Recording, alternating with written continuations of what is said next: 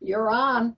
All right. Well, first of all, thank you so much, Barbara. I do appreciate having this opportunity. I am newly retired from the University of Chicago, and I spent 23 years there teaching. And the seminar that I taught first and continued to teach every year until the end was a seminar called The Anthropology of Museums. I am an anthropologist and had the opportunity when I came back after 10 years in Sweden, where my wife and I lived and had 3 children there.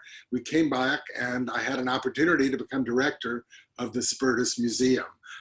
My background in museums was not that strong, but I think just having that opportunity to kind of apply what I had learned as an anthropologist and thought through to an ethnic museum or a culturally specific museum, as they're also called, was just a marvelous opportunity. And I spent 8 years there, met so many great, important people in the museum field in the Chicago area and beyond. I was also chair for a couple of years of the Council of American Jewish Museums, that it really gave me an opportunity so that when I first, after I left Spertus in 1994, I spent 3 years at the University of Chicago Law School.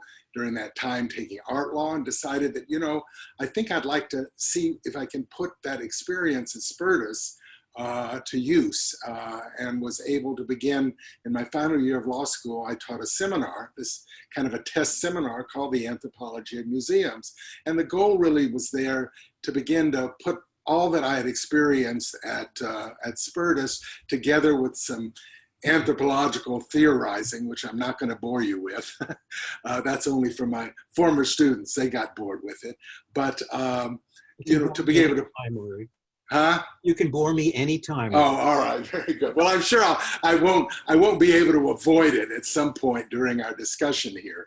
But at any rate, I guess you begin a course because you want to think through certain issues. And I guess I wanted to think through my experiences during those 8 years at Spertus with various museums, with people like Alan, who I'd worked with.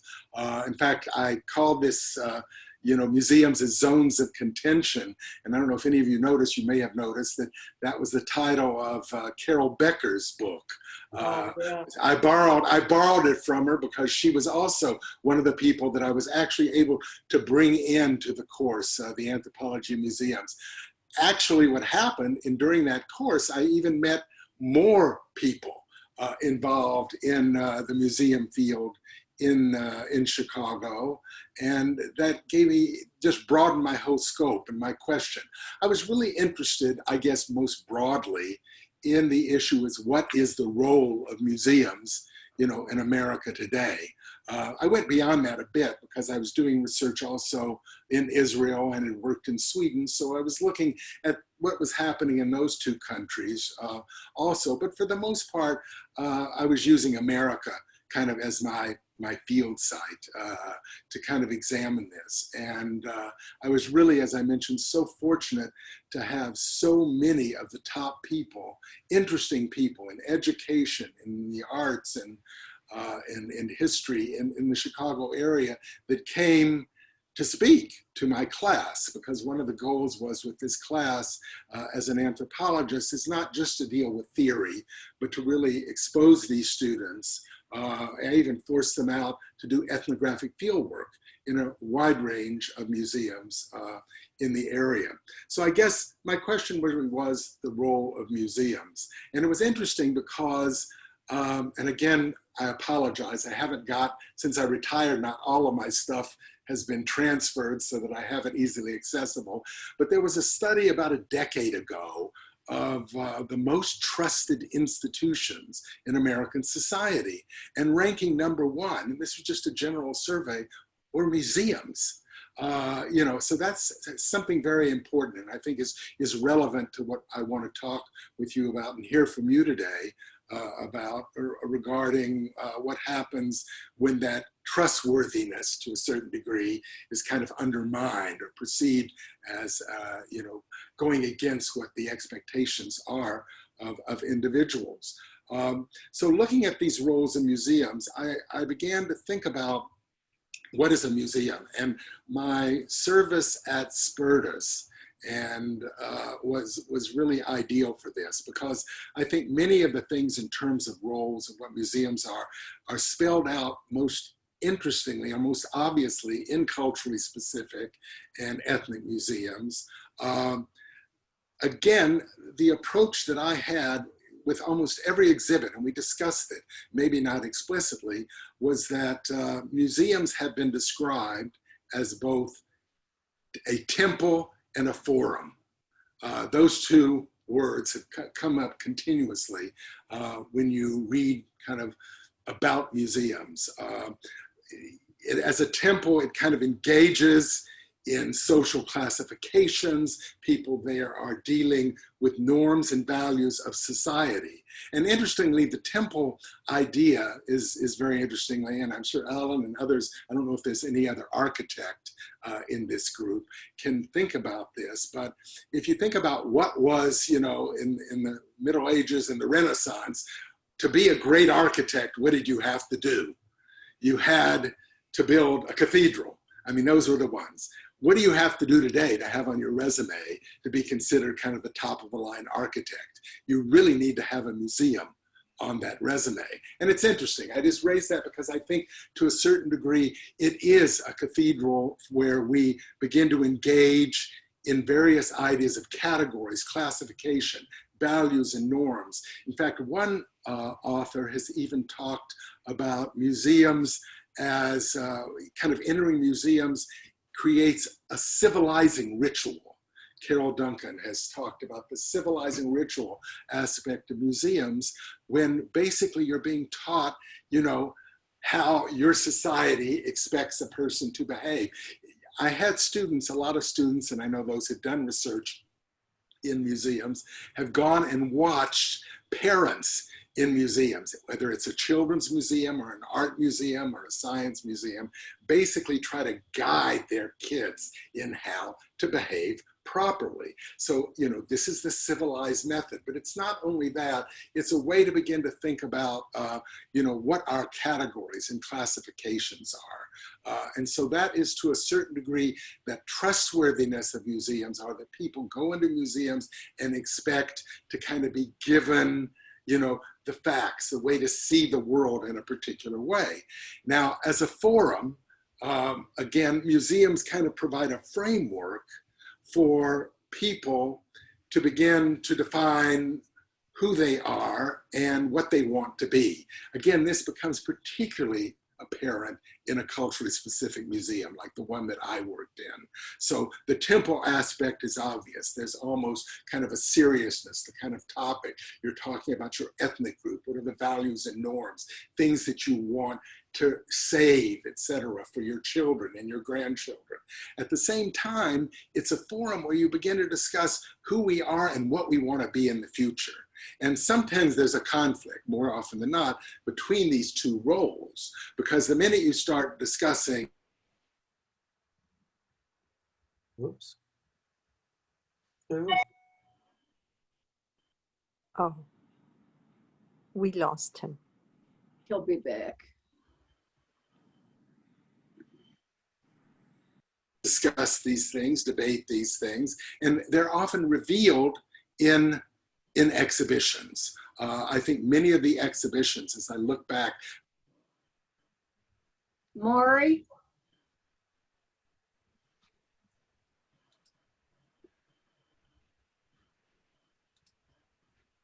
What do we do here?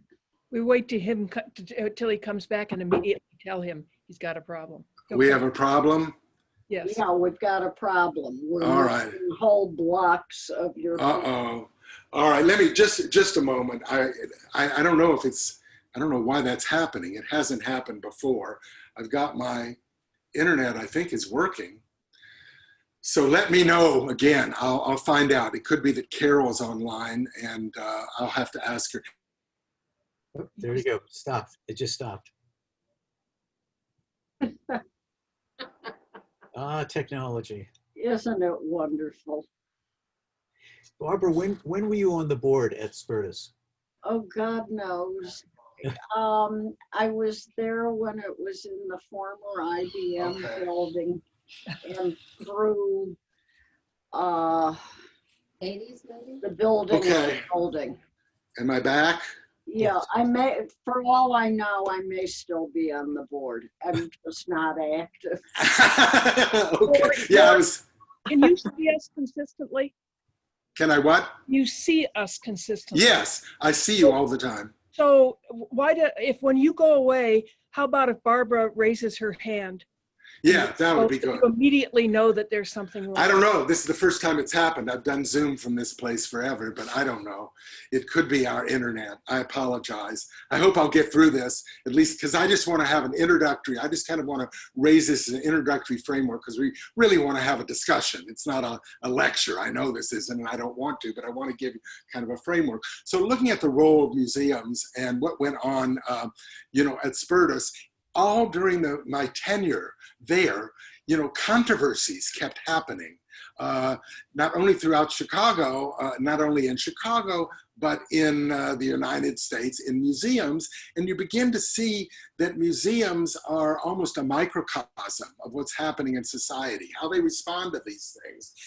And they're very different. And I wanted to raise a bunch of these, many of which you know about. In fact, I hope some of you who were involved can even talk more thoroughly. And Alan, I know you were involved in kind of the one of the ultimate outside of Israel, difficult issues of the Holocaust and trying to develop an exhibit on that. So each museum has these kind of problems. So I want to just begin by talking a little bit, if you don't mind, about like raising the issues of a few of these exhibitions that cause problems and begin to say, what does that tell us about the role of museums in society and this notion of zones of contention. Sandy Boyd, when he was director of the Field Museum, told me, and he wrote an article as such, that he sees museums important centers of controversy. In other words, ways, ideal places for us to work out some of these tensions. That is in the context of, when people held civil conversations. I hope that happens again. But thinking about what happened in Chicago, I want to raise two exhibits, many of you who remember them, that caused, an uproar. The first one was the exhibit on where the School of the Art Institute did the exhibit in 1988 with Harold Washington in drag. Right. Remember that? Remember what that caused? Literally, you had aldermen that went in to arrest a painting. It caused an enormous upset. It also reflected, and the museum understood this, the fact that minorities didn't feel very comfortable coming down to the Loop and particularly coming to the Art Institute. This was not the first time, but I would say a major time when they began to think about it, that they really weren't reflecting and weren't dealing with the entire population of Chicago. So that caused an enormous uproar and upset. Then the next year, this same exhibit, which was an exhibit of, it was the senior exhibit of students at the School of the Art Institute, which took place on the campus of the Art Institute of Chicago. There was one that created even perhaps as much, or at least a greater one, Rally Round the Flag, Dred Scott. Remember that one? That was the one, and that one was extremely interesting to me, if it hadn't been. But again, that exhibit, you had to to sign a book, a visitor book. To do it, you had to step on the American flag. Right. So the idea here was, what is the meaning of this symbol? Here you want to show your idea about the American flag, but to do that, you had to step on it. Well, that created unbelievable, reaction. The Park District considered cutting $28 million, did cut money initially from the funding of the Art Institute. There was picketing in Morris, Illinois, around McDonald's, who was one of the sponsors of the exhibit. This was major stuff going on. And again, what was interesting, and also shows you kind of the role of the museum in that space, that cathedral space that we have here. What was the answer? It was a very simple, pragmatic answer. From now on, that exhibit wouldn't take place on the grounds of the Art Institute. It would take place off campus in some gallery downtown that nobody would see it. Now, again, it was a School of the Art Institute exhibit. It wasn't anything curated, but at the same time, it shows the way the power of the museum and what happens when a museum goes over the line in terms of the community. So you have these two issues. First of all, the first African-American mayor, iconic figure, Harold Washington, and what's considered a rather humiliating painting by a student. Second, you had this rally around the flag. Again, this is, I think to a degree, I mean, those of you that have been here longer than I have, although I've been here long now, 30 plus years, this is kind of a veterans town. I mean, we have Veterans Memorial Stadium, the whole bit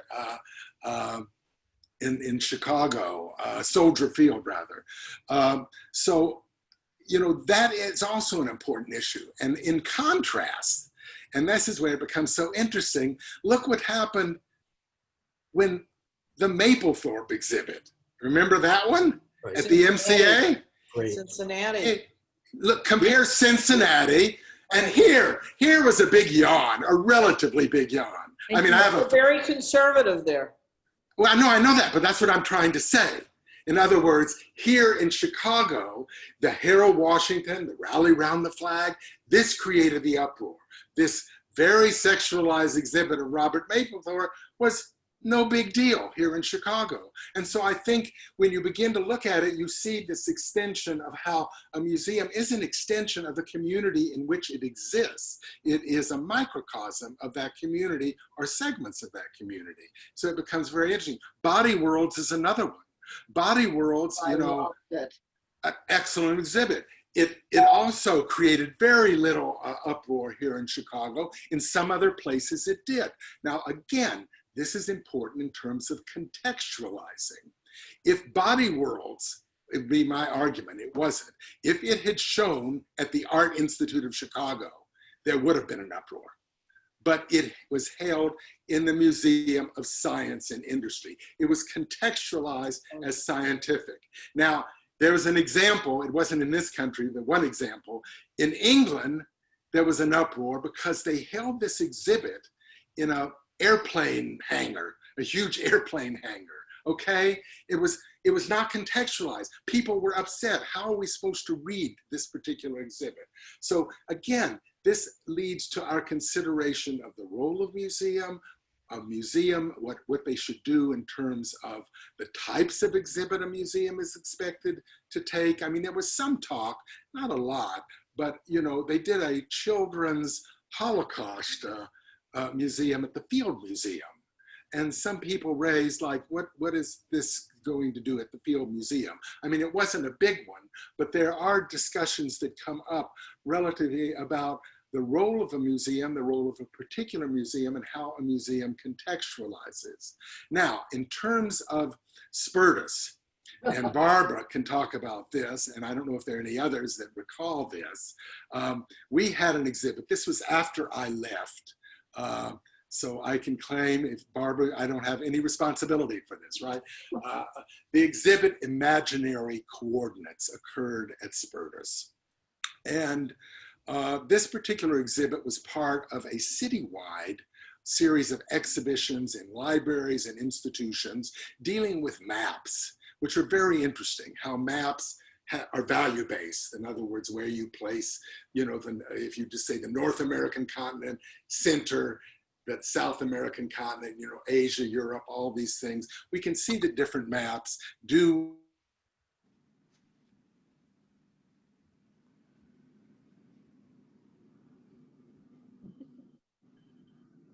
Yes, I don't think.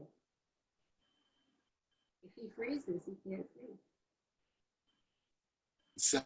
2006, 2007. Morrie, go back 5.5 sentences. You froze again. I apologize. Don't. I don't know what's wrong. I feel bad because I know what it's like. All right, I'll go back over this. This had to do with imaginary coordinates, the exhibit at Spertus, which was part of the Illinois Humanities Council. Barbara was on the board at the time. It created an enormous uproar in the Jewish community. Again, one of the problems was it combined an exhibit looking at maps, which was very interesting, with an art exhibit of well-known artists from Israel. It would have created a big yawn in Israel, I guarantee you. But it had things like a grandmother looking for her home, a Palestinian grandmother looking for her home in a video that had been taken over by Israel. A woman standing on a beach half naked with a hula hoop that was kind of like a barbed wire, looking at boundaries and kind of being in a prison. It had a lot of art exhibits that, again, in my view, were not properly contextualized just in terms of an exhibit, but created an uproar. At the same time, they didn't know what to do. I mean, I could send you, I can do this afterwards, you want, some of the responses to that exhibit that went on, but it was the biggest uproar in the history of the Spertus Museum.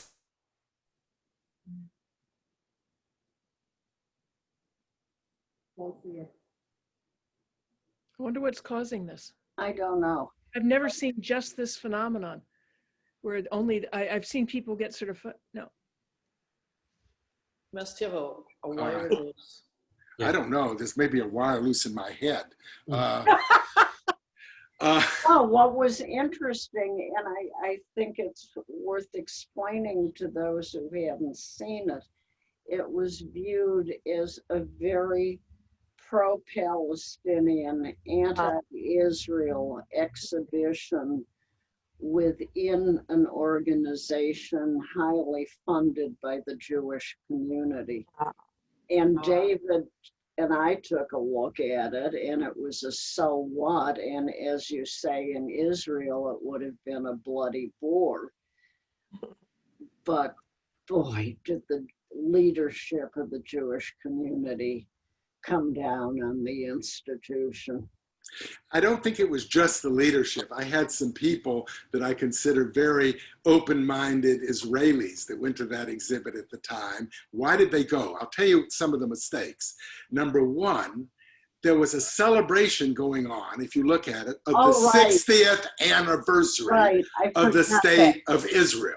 So people were coming, individuals were coming expecting, to think positive, this, whatever. I mean, that's what a Jewish museum, is expected to do. It doesn't mean, we had other, by the way, critical exhibits that dealt with the Palestinian issues in my day.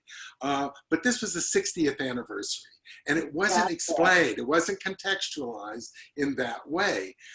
Plus the fact, and I don't know if you remember this, Barbara, when one says it was a so what, they took as a speaker, a well-known critic, who was using things, I don't know how, I could barely follow what she was talking about. She used a gamban. I mean, she was talking philosophy or whatnot, but as part of her introduction, this is at the opening, she was critical of Israeli policy. So there's no doubt that putting those things together, it's not surprising that people saw, okay, this institution is putting up an exhibit critical of the state of Israel on the 60th anniversary of the state that is, et cetera, et cetera, et cetera. Again, I'm not saying that I myself was bothered. I think that if you look over the exhibit and the way it was done, I think it was poorly contextualized as an exhibit itself, so that people didn't quite understand what they were going to do. So expectation. Wasn't there tremendous pressure to remove it? To withdraw funding? I mean, it was a brouhaha. No, it was. No, I'm not arguing there. It was like, that's why I drew it in the context of what happened with Harold Washington, what happened with the other exhibits in Chicago, what happened, again, if you recall, Rudy Giuliani kind of began to show his colors with the Sensation exhibit That's in right. Brooklyn Art. Remember that? Absolutely. Remember that? He was going to withdraw $8 million. You know, this is Yeah. So- The African artist Right. had elephant dung. right. Can you say something more about I'm really interested in this concept of contextualization. Okay. And let me, but I just, those who are on this know that I have a habit of Googling things as I go along questioning. But so I'm looking at the Spertus announcement for that ad, and they say that it was Spertus's contribution to the Chicago Citywide Festival of Maps. Yeah, that's what I. It's one context. Would you have seen that problem if it was the problem that it was at Spertus? What if it had been at the Cultural Center? That same exhibit. I think Yeah. that's, again, there may have been people critical of it, but there was, I don't think it would uproar. It wouldn't have been cut down. One of the issues was, and again, in terms of contextualizing, yes, as I mentioned, it was the Humanities Council, and it was divided into two parts. One part was the maps. It had very interesting maps, old maps coming from the Jewish United Fund, from the JNF, the Jewish National Fund, each one of these. And it kind of showed, you know, how maps develop, and maps also from the Palestinian side, which you could look at, and that becomes very interesting, theoretically. The problem here was in the fact that people didn't quite get what the art was trying to say. In other words, I think those of you that are involved in art museums know the challenges of contextualizing art are somewhat different than even though the other pieces were also art. They were things like, you remember the JNF box that you put money in has a map of Israel on it, these kinds of things. So again, I think it wasn't, people weren't expecting this. They were expecting a celebration of Israel. In other words, I think maybe to answer your question, Penelope, it might have been different, slightly different. It didn't take place at the same time of this, what it was supposed to be a celebration. So we did an exhibit. Let me make a comparison, something that Barbara can remember that wasn't quite as controversial. When I first came, we had an exhibit called the Rosenberg Era Art Project. It was an exhibit that was of contemporary artists dealing with kind of reactions of artists to the execution, the trial and execution of Julius and Ethel Rosenberg, which was a major traumatic experience for those of you in major cities. I mean, I'm from Waco, Texas. I don't even know if they knew who the Rosenbergs were there, but whatever. In New York, in the coast, in Chicago, these were traumatic. It made Jews very nervous, so they did an exhibit which started in New York, and again, with a catalog. And the catalog, I must say, there was no exhibit that none of the artists, and there were some artists of the time, there was Leger, Picasso, some famous ones. I remember those two in particular who did it at the time, and then there were contemporary artists. There were no exhibits that suggested they were guilty or that they should have been executed. There were no pieces like that. And so Hilton Kramer had a fit in his response to it in New York, it was just kind of a left-wing attempt to reconstruct, historical events and historical reality, et cetera, et cetera. And so we had taken it, and I thought long and hard with the curator, Olga Weiss, about how we could perhaps avoid this. I don't think it would have reached, at any rate, that kind of level of upset as it did in New York. And so one of the things we realized is we wanted it, first of all, we had to take it to our museum board, which they may have done that. I don't know if they did this for this I exhibit. don't think I was on the board. I don't remember this. Well, in other words, so we took every piece. I spent one entire board meeting in which we took every piece, discussing the exhibit, discussing what our approach to the exhibit would be, and told them the kinds of problems that could arise because I mean, it was not, I mean, again, it was history. So it didn't have kind of the same impact as the Israeli-Palestinian conflict, but it was something that meant something to a lot of people. As an aside, I got a very uproarious phone call from George Will, who was upset that we put up that exhibit. So some people did react, but for the most part, we took the board through this and we discussed with the board in detail. And again, Barbara, you can tell me if they did this with this imaginary coordinates, every possible problem that could arise.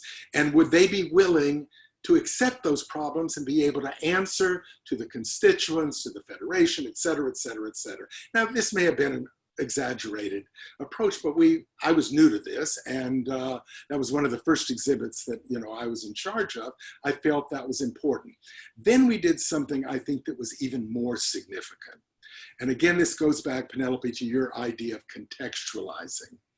I went to a well-known professor at the University of Chicago, professor of history. And I said, look, our approach is not going to be, we don't want to focus so much, even though some of the artists may have, on the guilt of the innocence or the execution of Ethel. And it's very, very controversial. This isn't the stand, we're a Jewish museum. What we are interested in is what was the impact of this trial and execution on the Jewish community in Chicago in the United States. Now that's what I call contextualizing. And we spent 3 hours with him. In fact, he told me later I drove him nuts, but I'm sorry, but we really were important. And he produced a brilliant, clear, concise, introductory panel for that exhibit, big panel like this, that basically contextualized it in that way. What was the response of the community? Can you imagine what it meant to the community? And this was going to be kind of the programming and education around that exhibit. Yes, you could react. You obviously had to react as the artist did, and that's one thing. But afterwards, the director, I remember, and we didn't know, we had very little, as I say, the only negative I got was from a phone call from George Will, kind of upset that we had done that. But otherwise, within the community, there was very little, negative response to that because we had been very forthright and honest. And I think I hope our board appreciated the fact that we brought this before them and that they knew what could happen, even though, it didn't. I don't know whether they did this with the imaginary coordinates, showing every piece, showing everything, preparing you from, yes, the Federation might get upset, what would you do, et cetera, but that's the way. I don't remember that. I don't think they did, based on my information. So this is a little bit, again, this board has got to be able to get, to watch your back, to be able to support you and to understand what you're doing.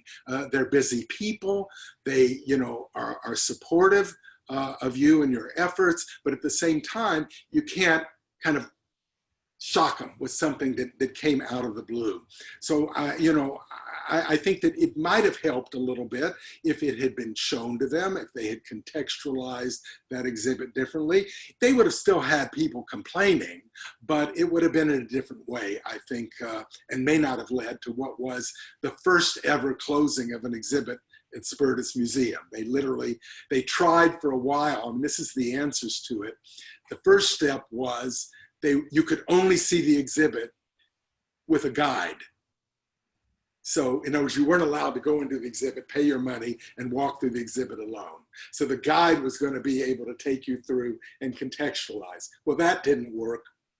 They ultimately just ended up closing the exhibit. So again, what does this reflect? I mean, obviously, if it had been somewhere else, it would have been done differently, I'm sure. Contextualized in a different way. People may have been upset within the community. I doubt that any other museum would have even done it, frankly. I mean, it was an exhibit that dealt, purely with kind of the situation in Israel. But this is the kind of thing, again, that we're talking about, the role of the museum, the trustworthy of the museum, the connectiveness of a museum to its community. And the community, let me say here, the community is wider than just the Jewish community. And we recognize this because we had tons of visitors to our artifact center, where Barbara and David were very actively in support of it. The archaeological dig in the basement, I don't know how many of you saw it, Right. At the lower level, which was unbelievable. It was incorporated into Chicago area school curricula. So it was extremely popular, and we had... And because of Morrie, a version of it now exists at the Oriental Institute. Also, and I've got to say, not because of Morrie alone, but because of David and Barbara, who also came when they decided to reject that brilliant, which I considered, probably our biggest outlet into the non-Jewish community. But it wasn't. You had a lot of people who weren't Jewish coming into the community. So really your role as a forum was not only to educate and provide a place for Jews to talk about their present and future, but for non-Jews to learn about the Jewish community. And this is where kind of the Holocaust, what Alan was involved in, and kind of our basic exhibit took place. So again, what was interesting to me in these three examples, and there are more, I mentioned the sensation exhibit, is what controversies reveal about the role of museums. And I've told many of my students, and some of them, actually listened and went forward with PhD and master's thesis based on this, is that it would be pretty hard if I said, okay, do an anthropological ethnography of Chicago. You might choose a neighborhood or whatever, but I would recommend that if you wanted to do an anthropological thesis, master's or whatever, to go into any museum and to watch also the organization.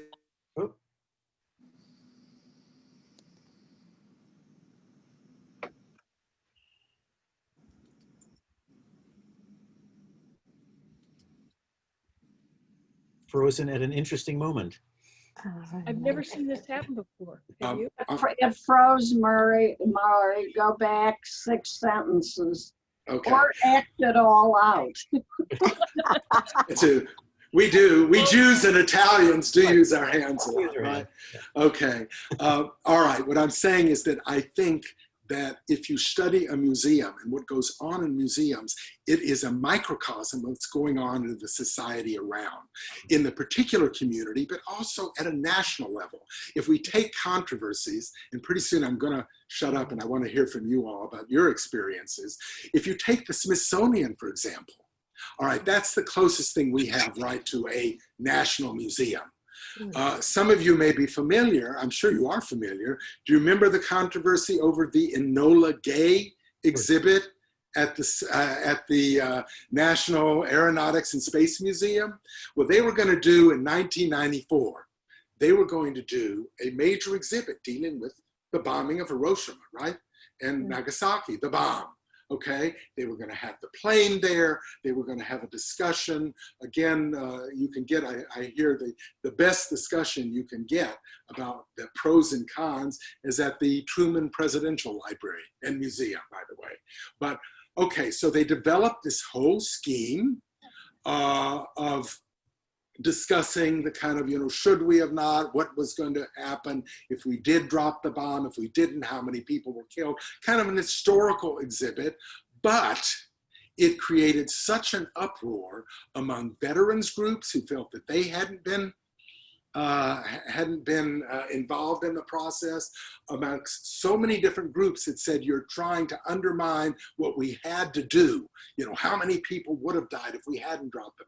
I mean, you all know all the arguments that's gone forward. It created an enormous uproar. Again, if you're interested, I'll be glad to send you a very fascinating and short article on that too. I don't know if you all want me to do. Oh, I've got yes. I've got some doozy of fun articles, that are really interesting. We want them. This is All right. the group that reads them. Okay, good. Unlike my students. No, most of them do. Anyway, at any rate, it caused such an uproar. Do you know what the result was? What the exhibit became? It was just the plane. With a little. They just literally put the plane up. Here is the plane that dropped the bomb. And that was all they could do. And this wasn't the only time that the Smithsonian, it reaches, I can give you congressional, the Congress got involved, everybody. Again, it has to do not only with context, but maybe time. In other words, maybe in 100 years or 50 years, when we're all gone or whatever, all of these exhibits could go up and they would be historical exhibits that barely, would cause anybody to be upset about them. But Well, they're safely in the past. Exactly, safely in the past. Although you saw even with the, something, it's got to be pretty far in the past. Basically nobody can be around that was there, because you saw that with the Rosenberg exhibit. That was pretty much in the past, but it wasn't in the past far enough. So here you have that example. Then you have another example of an exhibit that was at the, the National, I think it was the National Museum of American Art. They did one called The West as America. I don't know if any of you read about this one. This was an attempt with a lot of the art, basically dealing with the fact that, what happened to the Native Americans when we moved west. It was, it wasn't taking a position necessarily.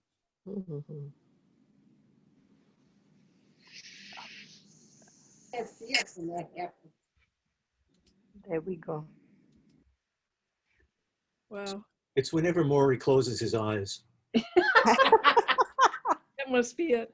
Okay, you're back. This is weird. Yeah, I'm don't close your eyes, Morrie. I'm not. I didn't. That's why I wasn't talking.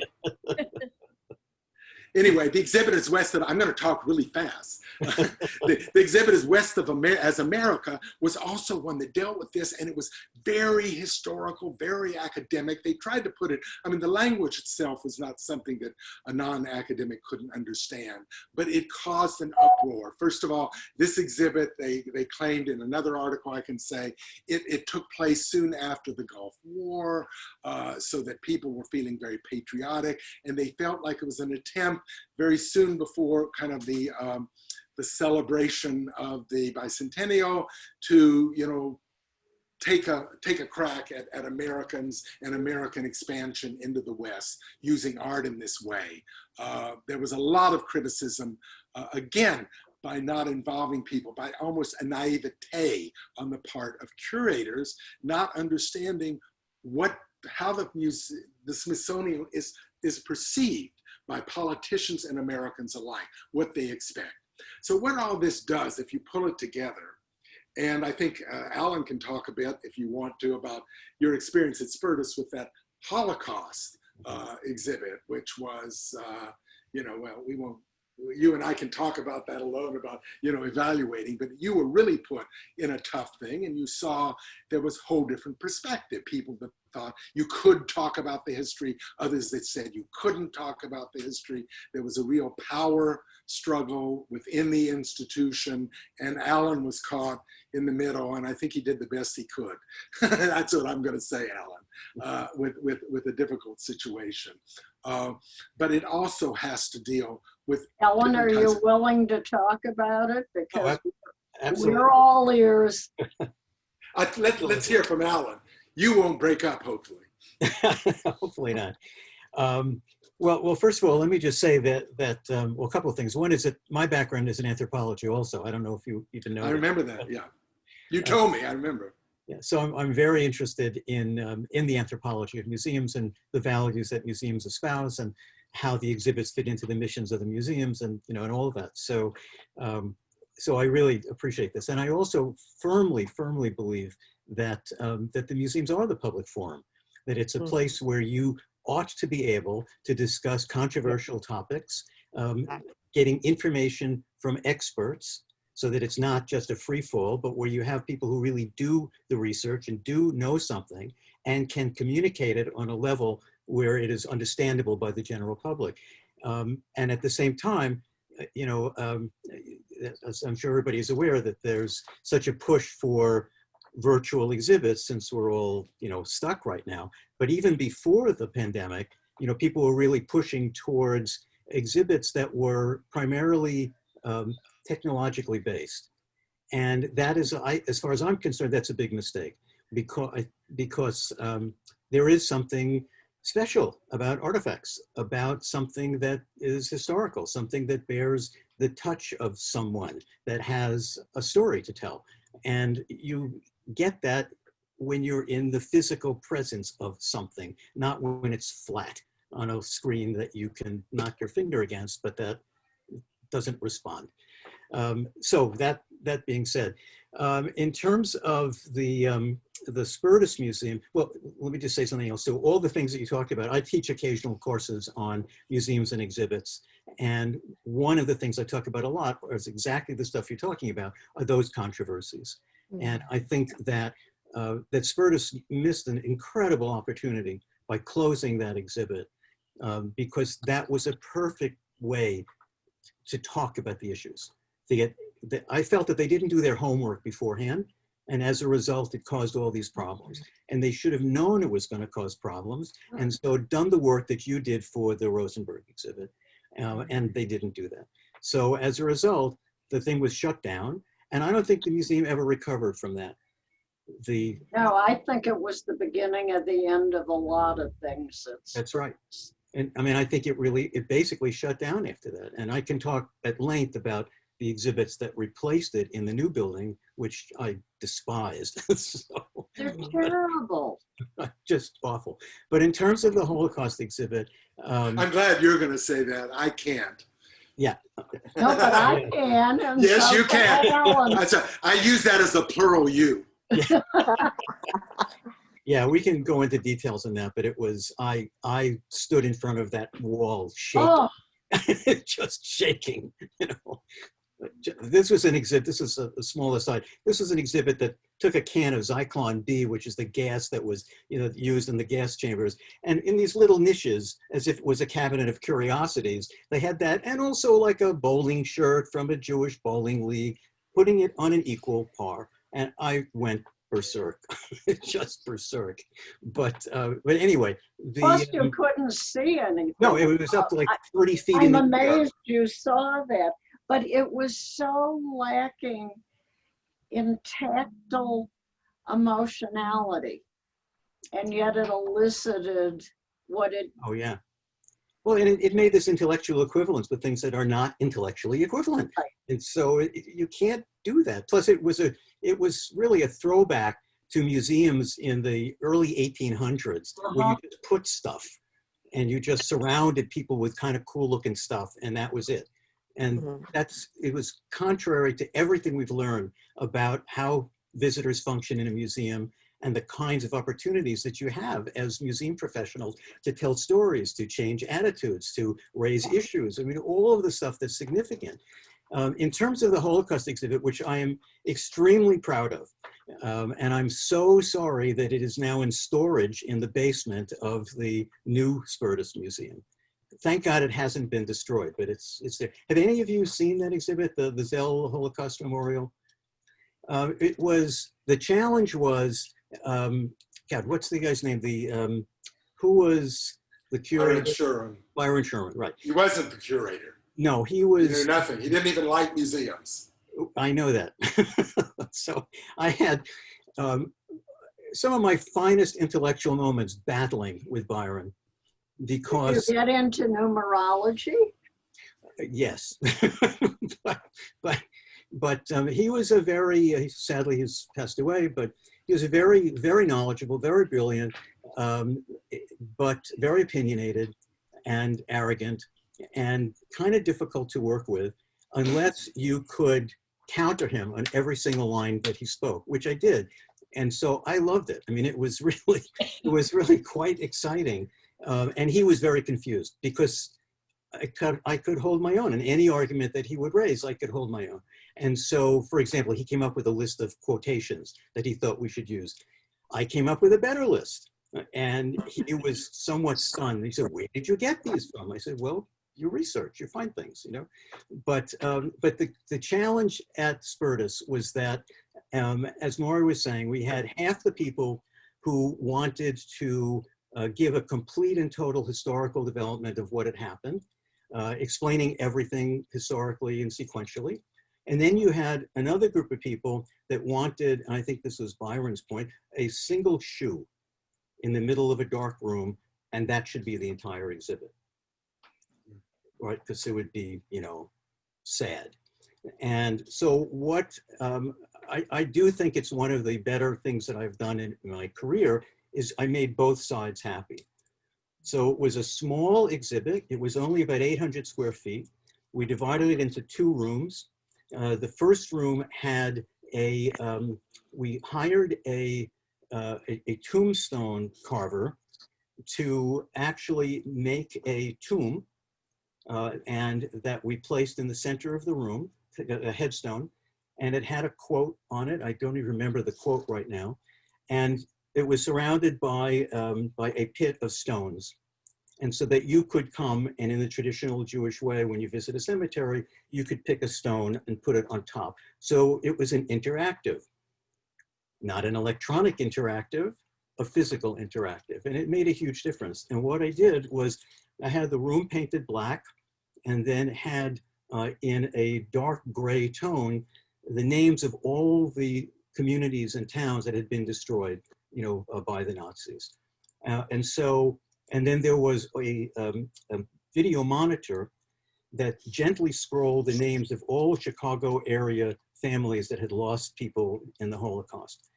And my idea, which they only did once, I think, was that there would be a ceremony once a year where they would open this up and you could add names, you know, as people came into the community, talked about their families and their experiences. So it would become an entire experience for the afternoon. So that was the first room. And then the second room was focused on 6 losses. I can't even remember them all right now. This is a long time ago now. But we had, you know, a loss of tradition. And so we had artifacts showing that. We had a loss of religion. We had artifacts showing that. Loss of freedom, loss of individuality. And it explored the entire thing. And then meanwhile, there was a reading rail that was chronological, that showed you the development of Nazism and how it worked its way through, you know, through the country and through the world. One of the things that I did, and I think I sent out a picture to people, or maybe it was to Barbara, I don't know, did I send it to everybody, the picture of from the Holocaust exhibit? I think it was just to you, Barbara. There's a very famous photograph by Roman Vishniak of a Polish Jew, and it's a really stunning photograph. And I blew it up to about 8 feet wide, and I covered it with a piece of plate glass. And then, begging the old Jews' forgiveness, I hit it with a hammer. And so what it did was it was a piece of safety glass. So it has, you know, crack patterns throughout. So you don't have to read. You don't have to know anything at all. But when you see that picture and you see the cracked glass, you know some violence has been done to an innocent person. And so that's what we were playing with, was ways of operating on many different levels, of getting information across in a dynamic and a creative way, not hitting you over the head with facts if you weren't able to process it, but giving you the facts if you were. So you could go back and forth. And I think people were happy. I think that, you know, even Byron was happy, which was hard to do. That's hard. So I don't know if that sums it up for everybody, but that was pretty much it. And I think that it was extremely successful. And any time that I would feel upset that my life's work was meaningless, I would go to Spertus, and this happens every once in a while, and they had a guest book, and people would sign that guest book, and I was stunned by the impact of that exhibit as evidenced in the guest book. And I think they kept them. There were about 6 or 7 of those books, and I scanned some of them. This was just when the Holocaust Museum had opened in Washington. And several people said that we had accomplished in this tiny little thing, you know, as much as the major Holocaust Museum had done. So I'm still very proud of it, and I wish it was reinstalled somewhere. Alan, it wasn't an exhibit so much as a memorial, Yes. wasn't it, Morrie? Yes. Yes. And I think that was the problem with museum people. Beforehand, just to categorize, what is a memorial, what is an exhibit? Before, and while I think as a memorial, it did very well, as an exhibition that was going to be used for education. Before this time, we had tons of school groups that would come in, and around the even smaller exhibit that kind of hit the key points of the history, you would be able to point out and kind of to talk about the Holocaust. And I think the problem that the museum people had with this is it was more of a memorial than an exhibition that could be utilized for educational tours for groups of people that didn't know anything about the Holocaust. And that was really the tension between kind of Byron's approach and the approach of the museum. Again, since people haven't seen it, there's no reason to get into a discussion of it, but it'd be interesting also to compare it to what went beforehand. And I think that it was also, this happens, by the way, when we're talking about tensions in museums, this is also a very interesting tension, which I'm sure anybody that's worked in a museum knows. Tension between curators, exhibit designers, and the education department. Yes. Each one has kind of different goals for that. And there's often, this kind of tension that exists between the two, often ending up with some kind of compromise. Although education people will tell you in almost all cases, they're low on the totem pole, despite what museums like to say. They're in the hierarchy. So I think that this is another kind of tension about how do you tell a story? How do you tell a story about what's going on now in America? There's so many different perspectives. There's so many different ways of doing it. Which one works and will be accepted by the vast majority as being kind of fair. That's one thing that we Americans, at least I thought we did, want, is a fairness, to be fair, presentation. And that really is the challenge, I think, in museums. And I don't know, I'd like to ask if I can pose this, as others of you have been either involved in exhibitions, I don't know who all the people are in this group, but I think there are some museum people, right, Barbara? They're unfortunately not here today. Oh, okay, that's a shame. It's they really a shame because, but I think I can urge them to take a look at your presentation, your discussion, and if you post the questions, maybe if they're not hideously busy, they'll. Well, I mean, it would just be, I think for the group, it would be interesting. Oh, are we gone again? Mm-hmm. There you go. There we go. For the group, I would like to hear more about those tensions within museums, because I know talking with museums,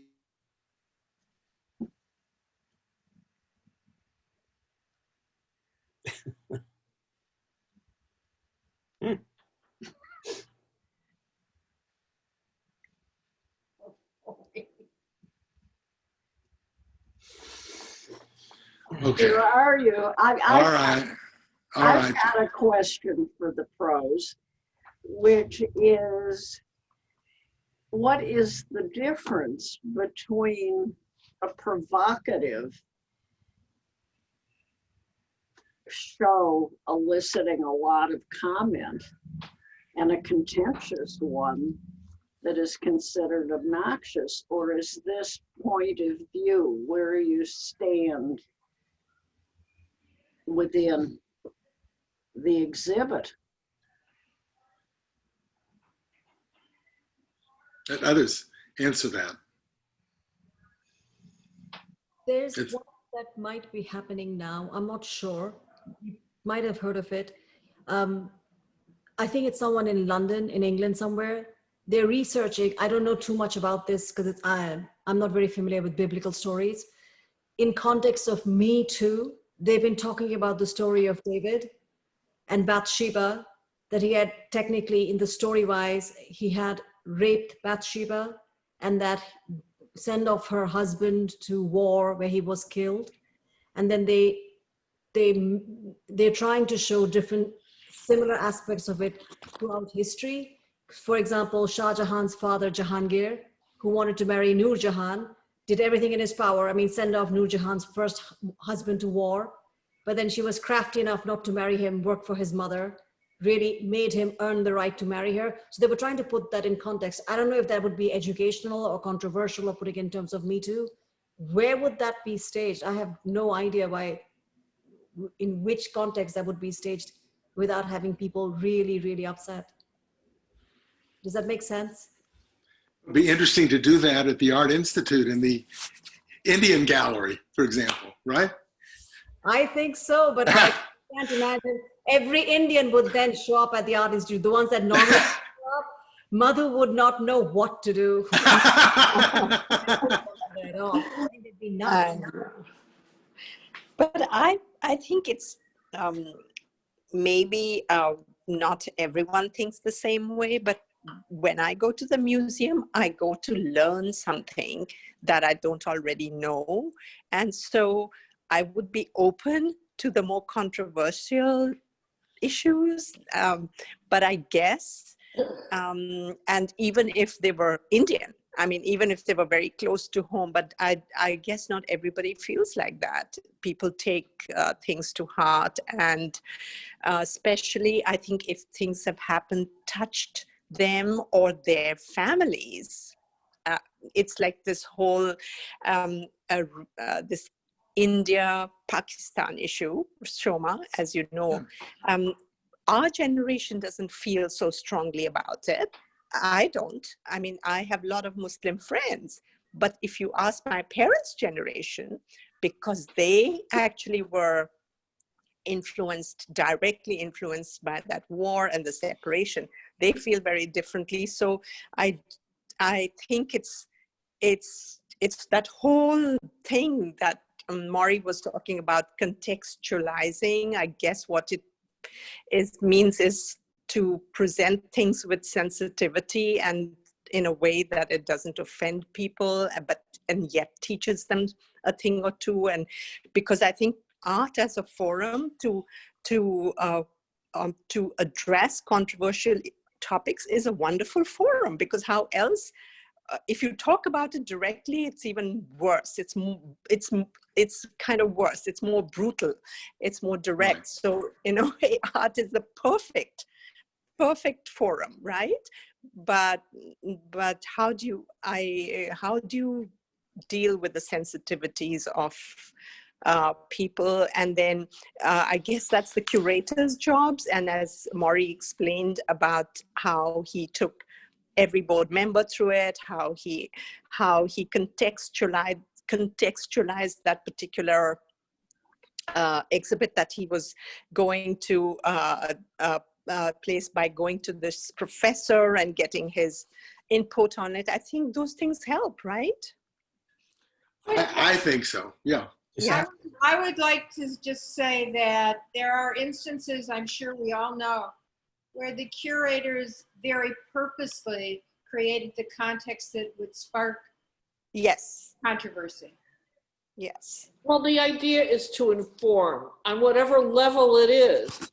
But what's happening in today's society is, whether it's a museum that specializes in a particular subject, whether it's the Art Institute, which happens to be a more universal, exhibit type museum, or something like the Field Museum. Museums today are very on high sensitivity on a socioeconomic and political level, even down to the board members. Where at the Sackler, they wanted, all of these board members that they didn't, all of a sudden they wanted them off the board because people resented the professions that the contributors were making. Yeah, Oxycontin. Mm-hmm. Right. Right, exactly. But I mean, that's the tip of the iceberg today. And diversity is a big issue. What constitutes diversity? Which is interesting is that the MCA just received a $2.5 million grant from the Mellon Foundation because they felt they were presenting more diverse exhibits than any other museum, which surprises me. I can't say that their exhibits are great, but they are diverse. Well, that's a whole nother topic with me. Yeah, that's the whole topic for me of quality versus. Well, but I don't know if quality is an issue anymore. I mean, No, that's what bothers me. I think things today are being forced to be diluted on the basis of controversy. There was a big brouhaha in the last 2 weeks about the Guston retrospective, one of the greatest modern artists of our time. But he has images of the Ku Klux Klan in his work. Yeah, I sent that article to Morrie. Yeah, Yeah. well, Interesting. you know, you can walk into any museum, you're going to find something that's disagreeable, period, end of story. It's the question of how disagreeable is it? And as far as the populace goes, you know, is there a group, so to speak, that is going to band together to try and close it down, to try and change the exhibit? It happens a lot. It happened with Jeff Koons too, if you all remember, at the MCA. They had to put a disclaimer that they wouldn't let anybody under the age of 18 look at the artwork because it was sexual. Well, God knows there's been sexual work since the Romans. Probably before. Certainly before. You Yeah, forget the like Venus before. of Willendorf. Yes, I was just thinking of it. Actually, with Jeff Koons, there are also other reasons to put a disclaimer, but that's my opinion. You know, whenever you get something that is vulnerable to controversy, it's like, and I'm sure I've told you the story before, but the friend's favorite book title, An Unbiased View of the Civil War as the South Sees It. You know, whenever you get a controversial topic, coming up with undeniably unbiased facts is really hard. But I really like the idea, Morrie, of the contextualizing, and but it seems to me that you get one shot at that. Yeah. And it may be even before the exhibit opens. It's not a museum, but I was thinking of The Last Temptation of Christ, the Scorsese movie, which I saw and I thought was excellent, and also thought that I didn't find it, not that I'm a judge of blasphemy, because I'm not particularly religious at all. In fact, that's an overstatement, but you know, one of the elements of Christ is that he is man as well as God and thing. And that's very particular to Christian belief. And The Last Temptation of Christ portrayed him as man, as having that. So I didn't find it blasphemous, but people refused to see it because it was blasphemous. Somehow the publicity had gotten out that this, and it was, I think it was dissed by the Vatican, that'll do it. But so people wouldn't see it because it was blasphemous. If somehow it was possible to, and it may not be the role of a movie to do this, but if it were possible to say, you know, this is certainly not the role of a movie to do this, but this is an exploration of the human, the man side of Christ, maybe people would have seen it, you know. It would, I don't think people want that message. And I think that they want to be angry because they want to be angry. If they could go on 1 millimeter below the surface of showing Christ in a physical act of making love to a woman and understand the symbolism of this and not actually the act itself. but they can't go from A to A prime. Don't expect them to go from A to B. I mean, and this Harold Washington thing, I think this is National Coming Out Day. Okay, so let's go back and talk about how complex that particular issue was. First of all, when you think about it, people who were up in arms over it, how much internalized or externalized homophobia were they expressing there? When it came down to it, you know, and I know, and everyone who lived here, there was a great rumor that Harold Washington was gay. And of course, and I don't know if he was or if he wasn't, and I don't give a you know what if he was or wasn't, but him being portrayed in a dress, what if he was a cross-dresser? Or was he a secret cross-dresser? And he was a straight secret cross-dresser. Who cares? I mean, the issue there was those people were outraged and suggested that he was anything less than what he was, which was an interesting and controversial and pivotal political figure.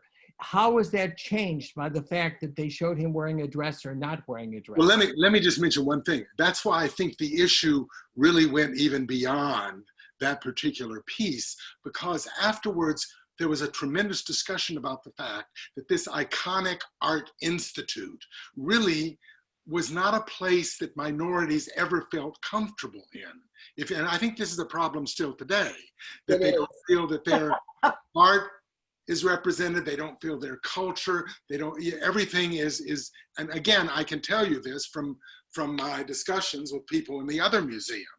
And so I think that this was just, you're correct, I think. This was also kind of a representation of this is what kind of the downtown Chicago, what liberal cultural community thinks of our one icon, the one man, and here, this piece is what's put up. Whether being represented in any other way.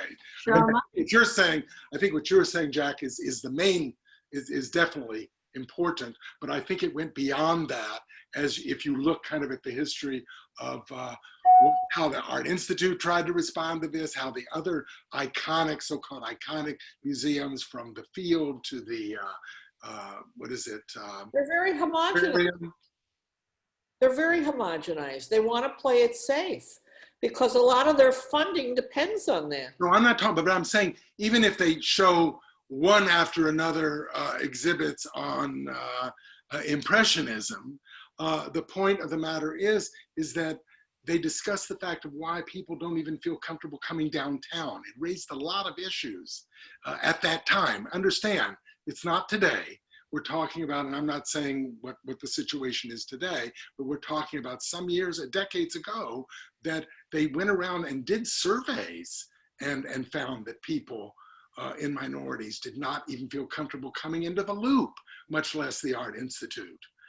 And so it raised a lot of issues where these museums, including ours, by the way, I don't know if you remember, Barbara, we gave out free tokens for kids to bring back their parents to the Artifact Center.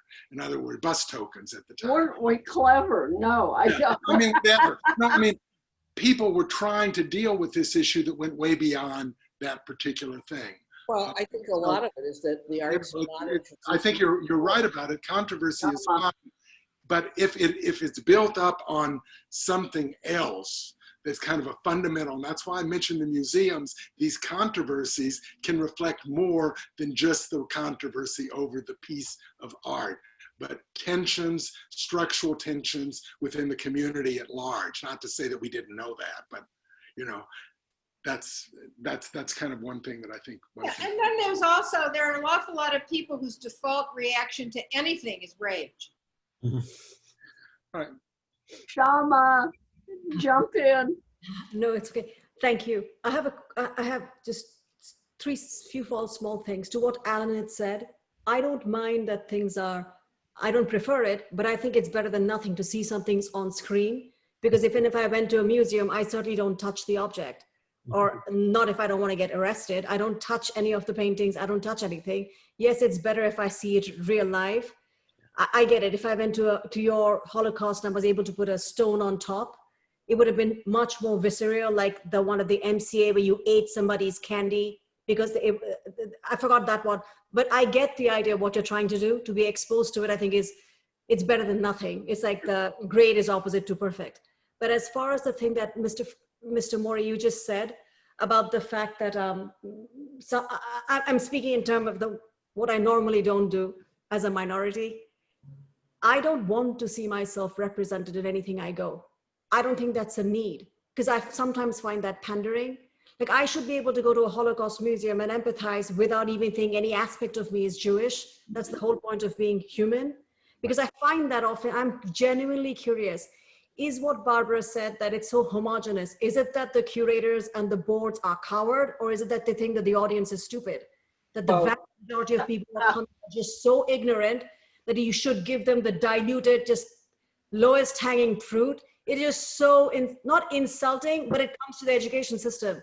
Let me give you an example that Morrie and I were involved in. I'm going to give an example of this because I share the work I do with children who are in the poorest of neighborhood, the very, very, very poor. And I give them examples of what I consider rather subtle education. Their response to it is staggering. I have written response from a child who comes from probably the poorest neighborhood in St. Louis. The art that she likes is some avant-garde artist. She found it herself. And if I send the picture of what she thought was gorgeous, you would be surprised. The MCA would be surprised to carry it. I think if you expose it, the response to the audience that you think may not like it, might surprise you, I think. Yeah, many of our existing tickets are eligible. But Morrie and I had an experience, and it was Morrie's and my first field trip. We went to DC to see a show, Children of the Holocaust. One that ended up at the field. None. And it was not particularly professional, sort of loving hands at home, but it had such incredible impact. It was a strong and powerful little exhibit. It came to the field, and it was who was behind it. It was so prettified and so professionally presented that it all lost all imperative. Some of you know that when I lived in New York, I ran a very, very large public exhibition space. And our charter was to bring, we didn't organize exhibitions per se, but we brought exhibitions from all over the world that without this large space, which was at 57th and Madison, would not be seen in New York. And so I worked with curators from all over the world. And I hate to say this, at least in those days, but there are many curators who, in organizing an exhibition and creating wall labels and whatnot, really don't consider their audience. They consider what they feel is important about the subject matter, but that may not have a consideration of the audience. And by the way, I'm not making a judgment. You could make an argument that that's good or bad. But the idea that you design something to get a particular reaction, I don't think is particularly prevalent. Mm-hmm. Yeah, when I was running my museum exhibit design business, our mantra was that, you know, number one, we can think and draw at the same time, and number two, that that exhibits are the communication of ideas in space. You know, if it looks beautiful and is well crafted and professional, but doesn't have gravitas and doesn't have an emotional core, doesn't really have a potential impact in anybody, well, what's the point? You know, so. And then the converse is true. I mean, it might have some real gravitas, but the presentation is such that you're not invited to it. Yeah, it's a balance. It should be a balance. Exactly. I remember the Yeah. exhibit that I saw, but I remember I've never seen you know, wall plaques quite like this. They all seem to be designed to impress me with the knowledge that the curator had, or the writer of it, Yeah. with the very latest way of looking at this form of art, with the terminology that you only knew if you were an absolute expert. It was appalling. That's kind of, If you that's completely- kind of my point. yeah, no, I agree. The curator was showing off and not considering the audience.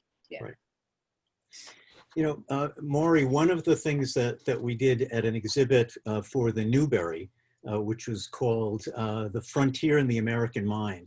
And we had artifacts from the Battle of Little Bighorn. And so what we did was we had a central case with those artifacts, and then you could choose a path. You could go on one side of it and you could see the white interpretation of what happened. If you took the other path, you could see the Native American interpretation of what happened. And it was great because people would do both. You know, you'd go see one side and come around and see the other side. And it's through that kind of diversity of opinion and approach that you get a fuller story. This is almost never done, you know, in museums. And it's a shame because it gives the impression that there is only one interpretation, and that's not true. There are many interpretations.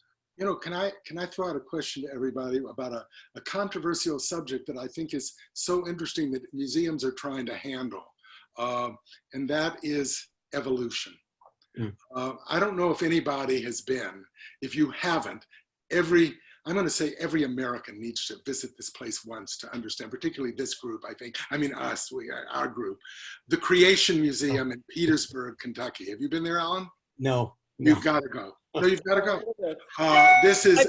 I've seen reviews. I've seen videos of got to go. Astonishing. My wife and I, Carol and I, visited it. It is a mind blower, filled to the peak with individuals. Where is this?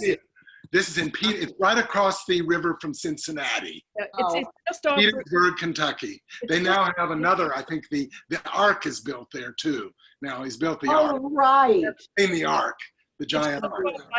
What's important is why this is such an interesting experience is you'll go through that exhibit and in a very kind of, with using scientific terminology, using a framework, they debunk evolution.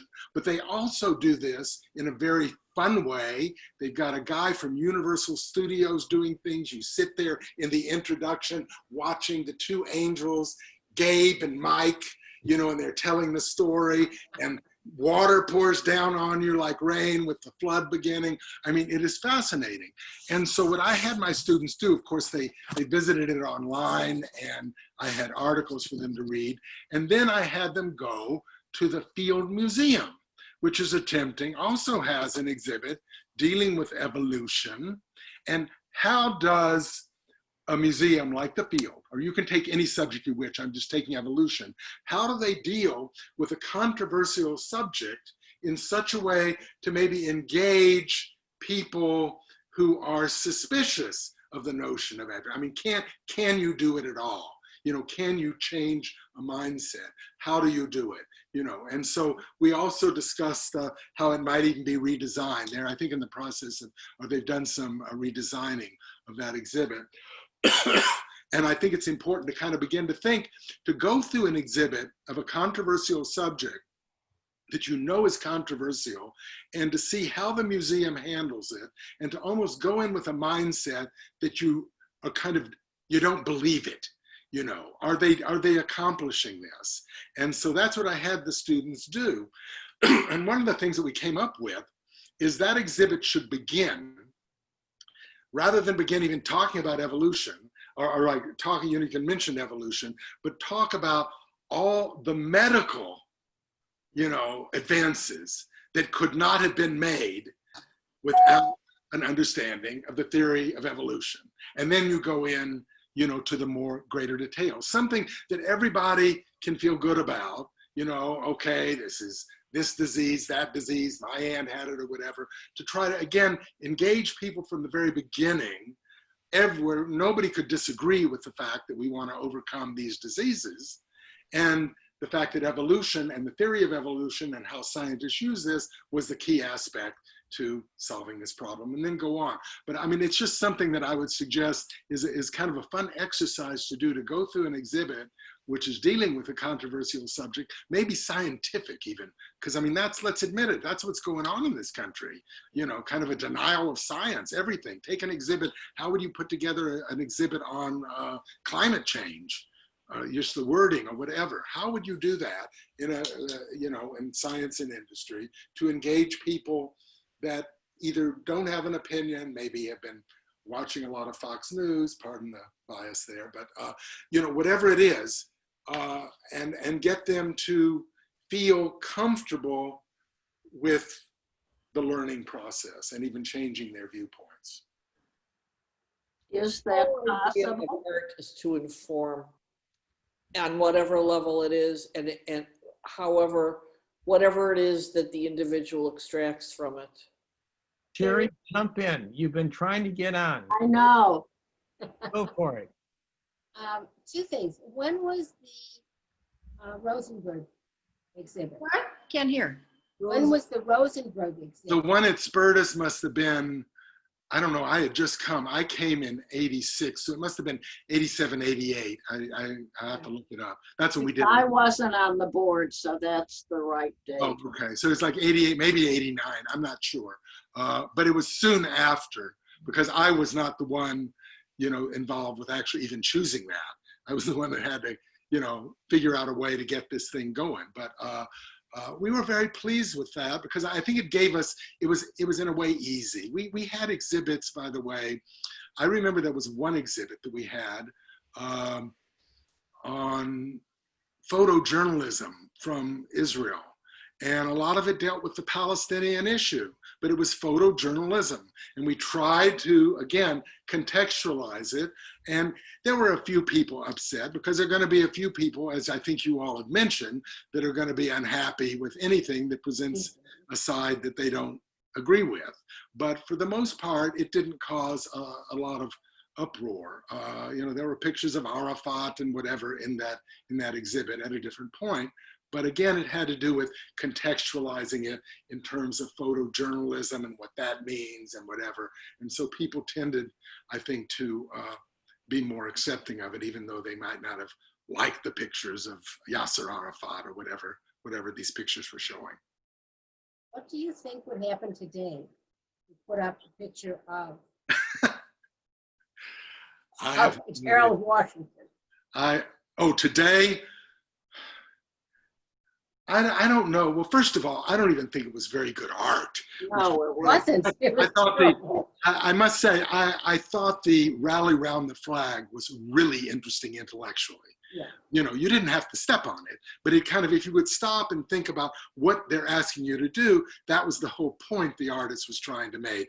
I think as is true, my wife went to art school too, so she can tell you, you know, art students tend to want to shock. That's how, you know, they're going to, for their final project or whatever. I mean, it was interesting to see this. I don't think it would go over that well today either, but it depends how it was done. In other words, basically what was interesting is the Art Institute, this institution that you expected when you go through is one that's going to be fair, is going to give you, you know, you trust it.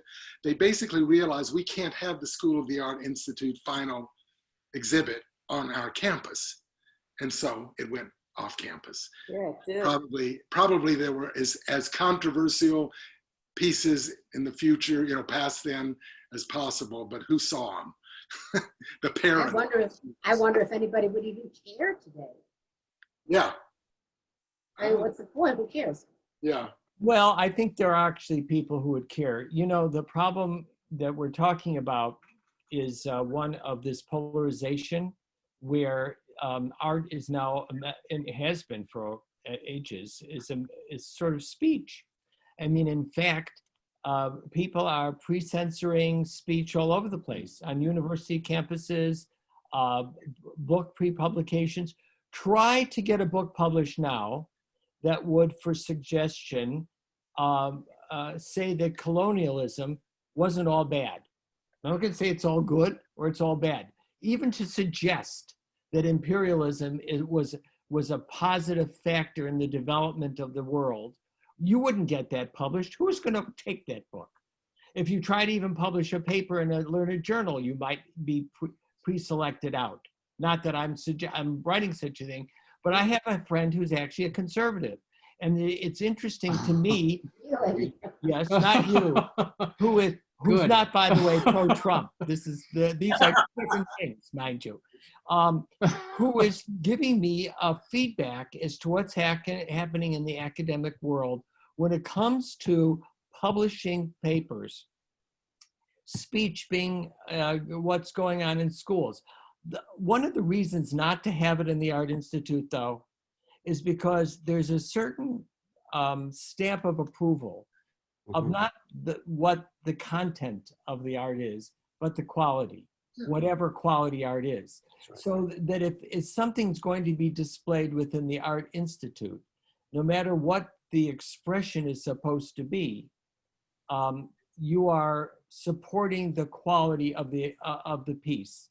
In other words, so if that piece of Harold Washington at a dress is lousy art, whatever the definition is, to have it in the Art Institute, perhaps it's better to have a different venue for the students. They're It producing. belongs in the museum in Cincinnati. Yeah. Isn't that where that museum is, Barbara, of terrible art? Yes, Barbara is a supporter of that place. I So know. Which place?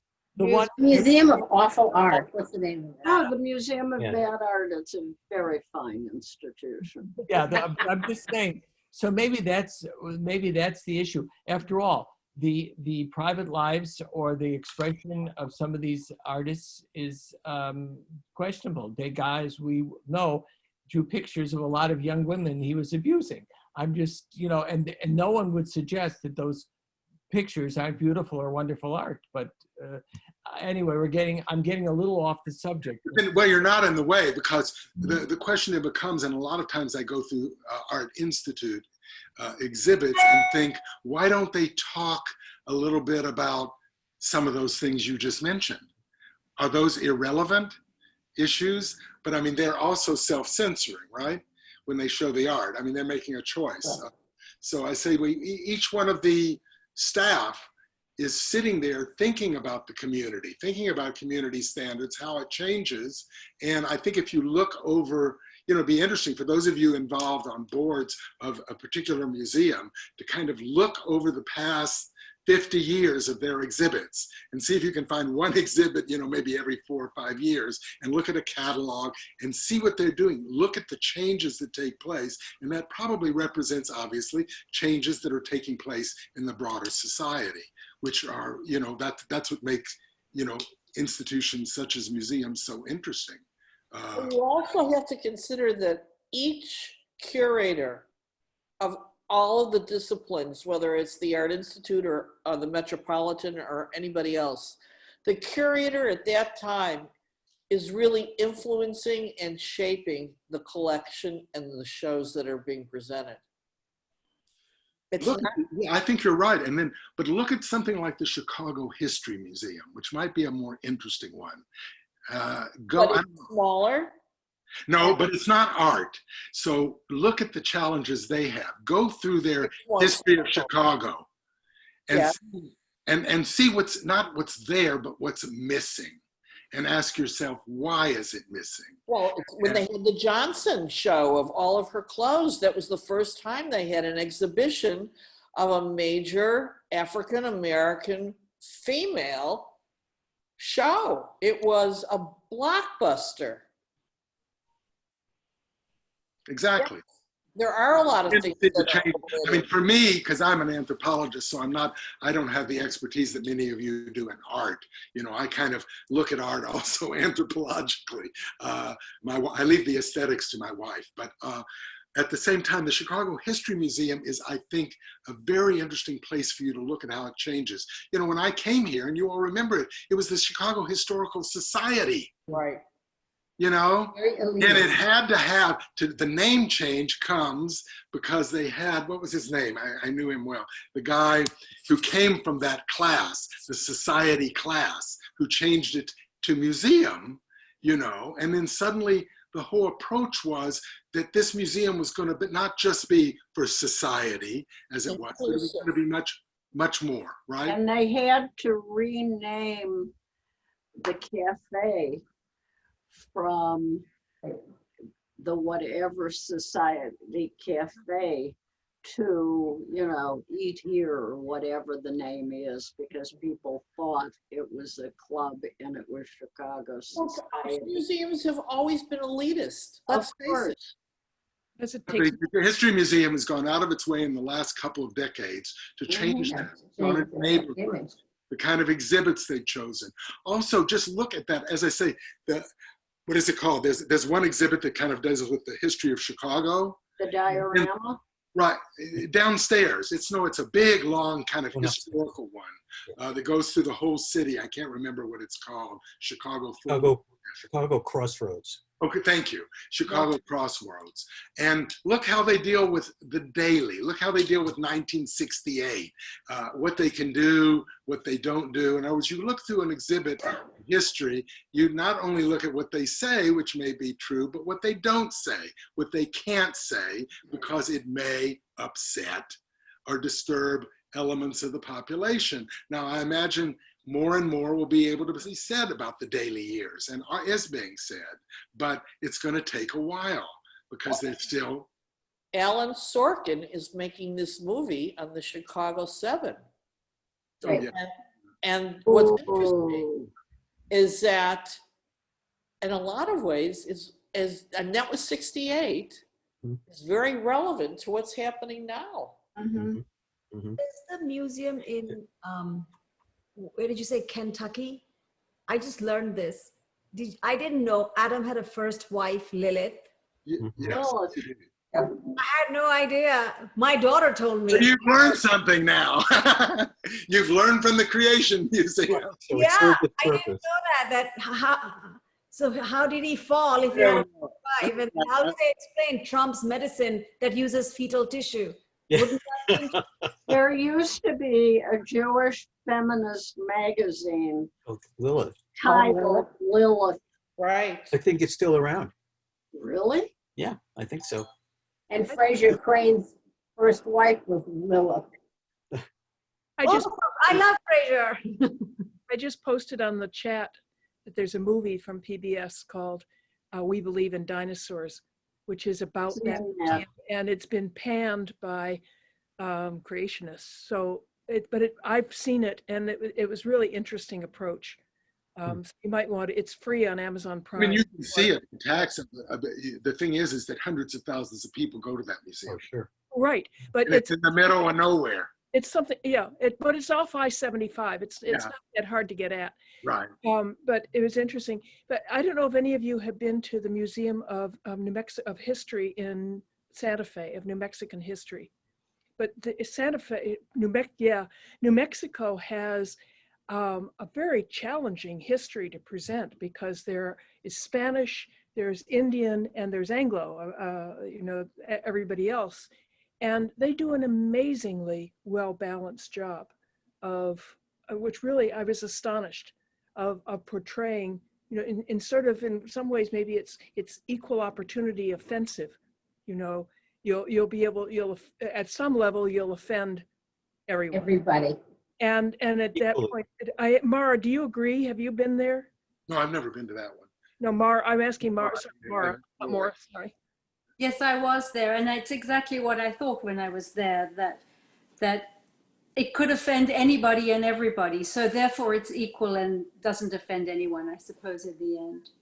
But I thought it did a good job showing it. Years ago, it used to be kind of an evangelical Disneyland. I forget what it was called, but what I regret not being able to get my hands on were the toys, Born Again Bunny and Redemption Rabbit. Redemption Rabbit. There was another one, and I think I've gotten it. Go on eBay, Barbara. Yeah, Might I'm be- sure. That's an idea. No, it may not have been a Redemption Rabbit, but something duck. So I will go on eBay for that. I wanted to make two comments. One is that I actually have an exhibit on at the Chicago History Museum right now. It is on Martin Luther King in Chicago. And it was supposed to be up just for a year. That was like 3 years ago or something. It's still up, and it's in the same place. I'm sorry, what? Oh, look Was at that redemption? Velveteen. Showing Redemption Rabbit. Redemption. Sorry, it's Born Again Bunny. I want Born Again Bunny. Oh, You God. can have him. $8. Oh, okay. What a deal. I've never seen him. See, Redemption Rabbit. Redemption Rabbit. But the other thing I wanted to say that we haven't really talked about is the role of money in exhibits, and which I think, gotta have it. well, I mean, I think that's changed everything. I mean, first of all, the directors of museums used to be museum professionals. Now they're not. Now the directors of museums come from the world of business for the most part. And I think it makes a huge difference. I don't think that there's the same sensibility. That's number one. And number two is if you have an exhibit that is potentially controversial in some areas, you have to pay attention to the funders. This was I said earlier. Yeah, this was the most obvious in the, I think it was the Art Institute, no, the Art Institute or the Field Museum I think the Field Museum did an exhibit on chocolate. Yes. And so it was a wonderful exhibit, except for a couple of small problems. The same time that exhibit came out the fact that much of the chocolate that we eat is harvested by child slave labor, in Africa. And so this is very controversial. In this entire exhibit, you go through the entire exhibit, and at the very, very, very end, just before you're dumped into the gift shop where you can buy chocolate, there was a little line that said, oh, recently it has come to our attention that some of the chocolate may be harvested by child slave labor. And that was it, nothing else. And then you walked into the gift shop where you could contribute to the owners of the slaves. I mean, it was really quite disgusting. And I think that happens a lot. Where Think of the difference if they had said chocolate is a vegetable. If they said chocolate, yeah, that's right, like ketchup. So. But Alan, Something is happening right now. My windows are open and there are hundreds of horns being blown on Michigan Avenue. Something's going on right now. Yeah, something went on at Navy Pier. Is that where it is? But I can hear all the horns right here. Where are you, Shari? I'm right off of Oakland, Michigan, Alan, on Bellevue. Because I'm 2 blocks east of Michigan on Chestnut, and I can't You hear. probably can't hear it. Yeah. Sherry, where are you on Bellevue? 100. You're across the street from me. Hi, neighbor. I didn't know you lived there. Do. I'm at 55. Okay. Oh, we have good friends that live at. We'll have to do something about this. We have friends who live in your building. What a small world. That's Who are your friends in the building? Actually, it's not in a way. When you consider, what was the term that was used today? Us's. Us's. We're us's. We're and so us's. us's tend to congregate. We have a lot of us's. Oh, yes, we do have a lot of No, them. actually, that was used by friends of ours to describe the crowds that one sees in museums. In Santa Fe. Or in Chicago, or in New York. They're us's. They're us's. Ellen, did you get your shirt at the museum? This is from the George Eastman House. Oh, because I got a similar one from, I think, the late deceased museum in DC. Alan, I have a question for you regarding what you said about the business aspect of curators. There was a recent article, I forgot which newspaper, I don't know if it was the New Yorker or something in the online, that even from the academic circles, like when one talks of, what do you call it, equity, many of the funding, the foundation money that belongs, say, for example, Princeton and perhaps also Cornell, they got the money by getting land that belonged to the Native Americans. So to say that academic world is in this silo of purity is absolutely, probably very questionable. So the funding that goes to the academic circle is just probably as tainted as the businesses that come in to perhaps run a museum. So one can't really find purity in any establishment. Does that make sense? Why are we looking for purity? No. Like, if you curate something from the finance points of view, from the financial aspect, when curators come in or the directors come in from the business world versus an academic world when they curate stuff. I think that's what, Alan, you were saying, yes? The chocolate exhibit was funded by, I forget the name of the major chocolate manufacturing Hershey? company. No, it wasn't Hershey. Cadbury? Cadbury. Maybe Cadbury. I don't know who it was, but it was funded by a major chocolate company. Where And, was it? The Art Institute? at the Field Museum. Field Museum. At the Field Museum, where I used to Penelope work. will have the answer in a minute. Sorry, I can't resist. It's I know. keep going. Talk That's about okay, you're the historian here. Well, she's very good with her iPad. I I have know. to say, if I need to buy something, you're going to get tagged to help me find it. it's an addiction, and I Well, you know, you've I'm gotten not proud very of good it. at it, though. I mean, that's terrific. I think it was Redemption Duck. I'll Perfect.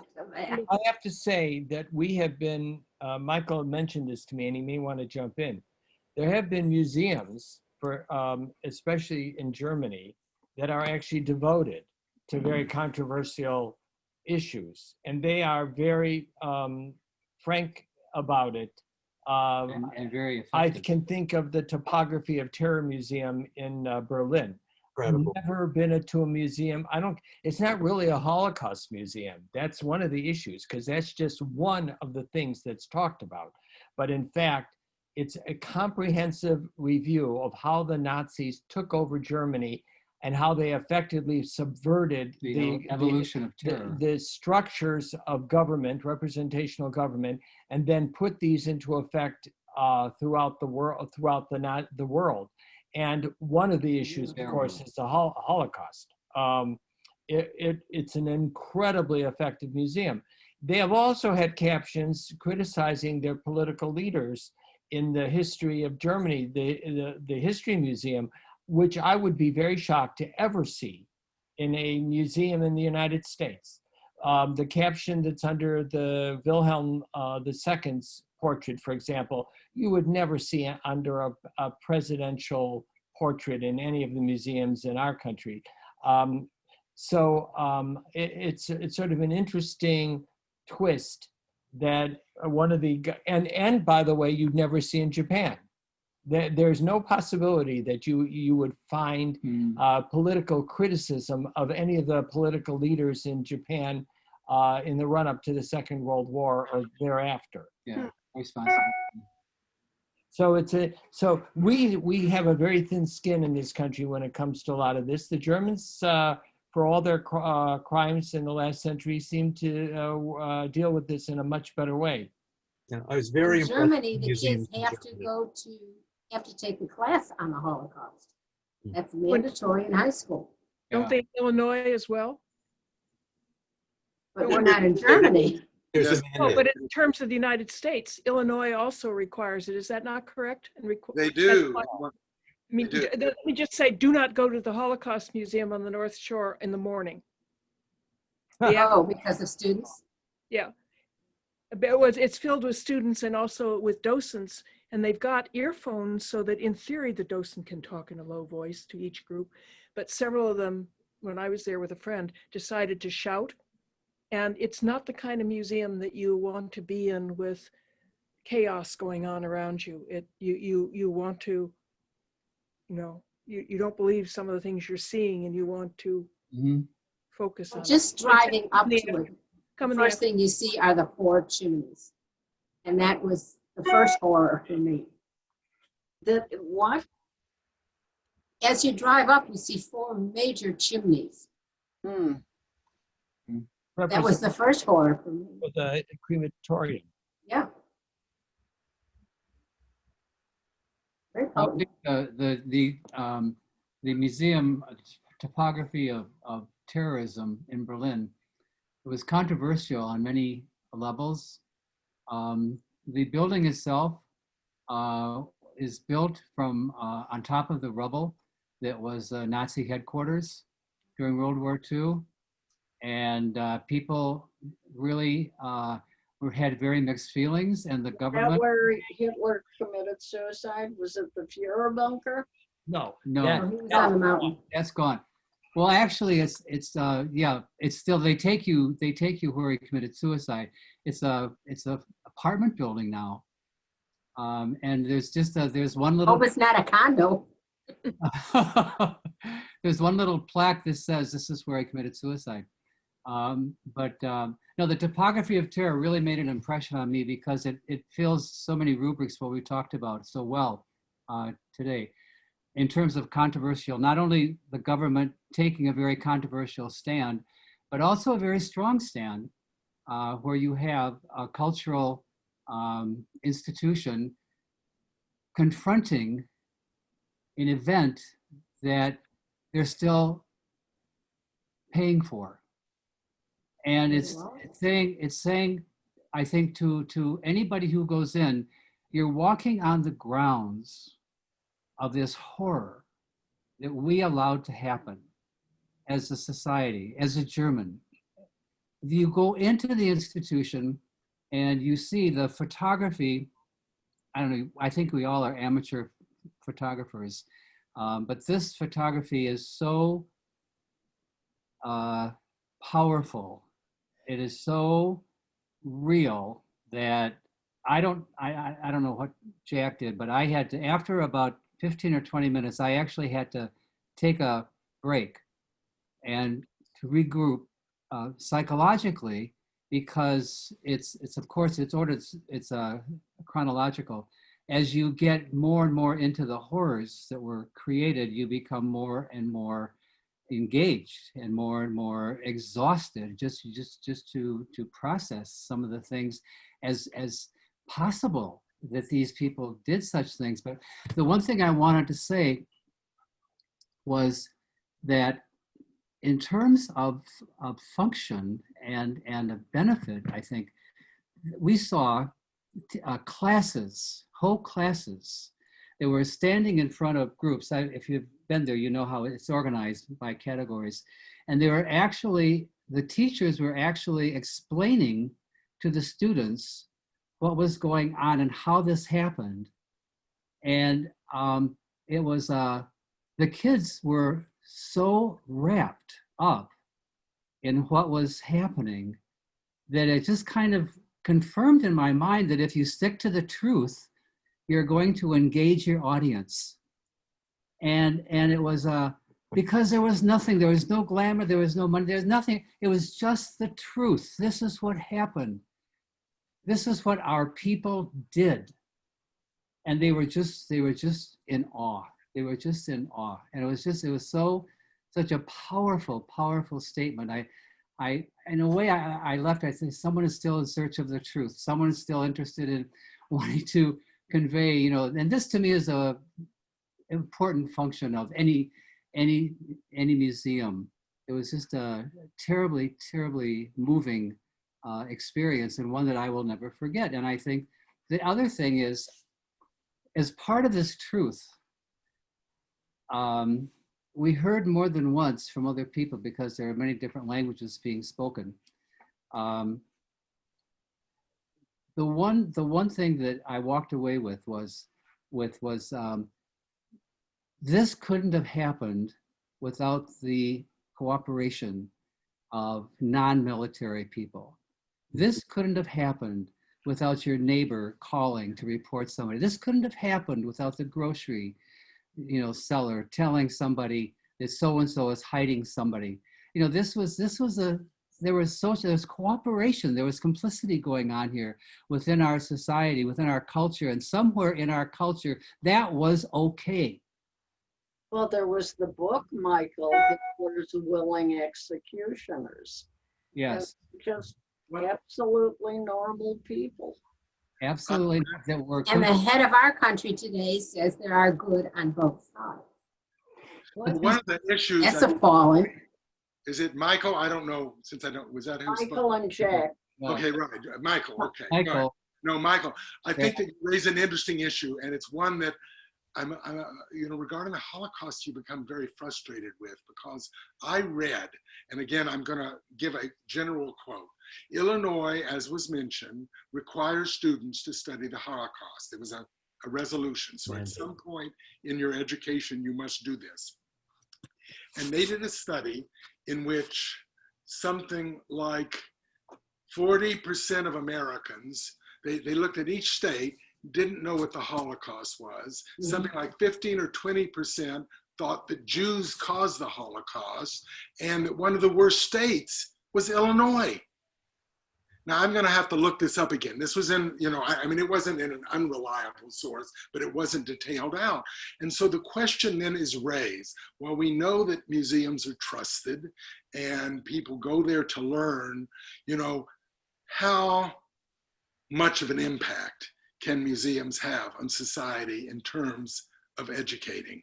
I mean, this is really what the challenge is. This is why museums have outreach programs, why they send things out into schools, why they need to have these things reinforced. There are other elements. I mean, museums are very much trusted. They're visited, I think, more. If you look at all the visits to museums, they do beat the sports events, even in numbers each year. Of course, there are more museums, but whatever. But at the impact of people are going, but who's going? And what, how much does this knowledge that they're gaining or we're trying to give them from museums, how much is that is retained and what kind of impact? And I think that's what museum personnel today, or at least when I, was still involved, we're struggling with, What I'd be curious about, specifically Holocaust presentation, is the difference between, say, the two-dimensional and the exhibit and the survivor, and we don't have very many of those, in front of a small group of children saying, this happened to me. Has that been weighed? One of the things is, the Skokie Museum is one of the and I've seen only prototypes of this. They now have it going where they have survivors, some of which aren't around anymore. It was on 60 Minutes. Yes, yeah. On 60 Minutes, right. Well, they actually have, what is that called, that process? It's like Hologram. Thank you. The holograms of survivors. And I was there, and the one that when I saw the prototype, this is when they hadn't gotten started. Now it's going full throttle. He's now passed away, but you have him talking, and you can have, kids can ask him questions and he answers. And Barbara, I agree with you. I think if I recall going through Yad Vashem in Israel the first time and going to the Holocaust Museum in, or rather the one in DC, I went through the whole thing and I spent an hour and a half or 2 hours just in that last room watching survivors talk. That to me was the most effective, because the other stuff, it's just, Well, that's why Spielberg's process. Yes, yeah, that's what his, yeah. Sure. You're absolutely right. But it's Don't we still have a professor at Northwestern who says that the Holocaust never existed? Oh, right. Didn't happen. And Deborah Lipstadt was the one who exposed him. What is the name of that movie? It's a The great one, oh, yeah. something- She's an old friend, by the way. She and I were in Israel together. Oh my God, Deborah has really, what is it called? I want to say Truth, but I don't She think was played by Rachel Weisz. I said, she was very thrilled to be played by Rachel Weisz. What is it called? The one, she was sued a by single word. Meyer, It's like Truth, but it's not. Irving in England, and won the case. It was very significant. But she was a nervous wreck during it. Yeah, she would be. But when you think about the guy suing her, he was, although I guess the libel laws are a little bit different in They're Britain, very different. but the truth will, Denial. is the absolute defense there. And Yeah. he got himself on the stand, and of course he was destroyed, as he should be. Anyway, Michael and I are going to have to sign off. But we would like to continue this conversation, Barbara. Yeah. Very much so. Good afternoon, guys. We can do that. We can bring Morrie back. Yeah, Yeah. Thank you. I really enjoyed hearing from you. very interesting. There's so many levels here. That's amazing. The And movie, there are more and more questions. I mean, Yeah. I'm very interested in going deeper with Alan's experiences, especially Holocaust. Penelope, you just looked up the movie. What was it? The movie is Denial, and the sponsor of the chocolate exhibit was Kraft Foods. Ah. Potato chips and chocolate, I get it. What would we do without you? You'd probably be much happier. I'll send, I doubt it. Barbara, I'll send those articles to you, which you can pass on. All right, well, in the Zoom invitation is everybody's address, email address. Oh, okay. So you can So I use, can just put a forward and send you all. And a lot of them are very, I think you'll enjoy them. For your, it'll spike up your memory of. my memory. I have none. I have none. And we didn't even get into Judy Chicago. No, Oh my gosh. That was a thing. Thank you, Morrie. Oh my. Thank you, Morrie. Anyway, Morrie, good to see you have a you. great group. Thank you. Morrie, great seeing you again. Good seeing you, Alan. Bye-bye. well, everybody has to connect seriously again. Have you been to that museum in Antwerp, Museum of Ans de Stroom? I recommend that museum all the time. Anyone ever asks me, but I think especially you would love it. It is the entire museum, all 8 floors. It doesn't host expensive art at all. Layer after layer after layer is the human condition.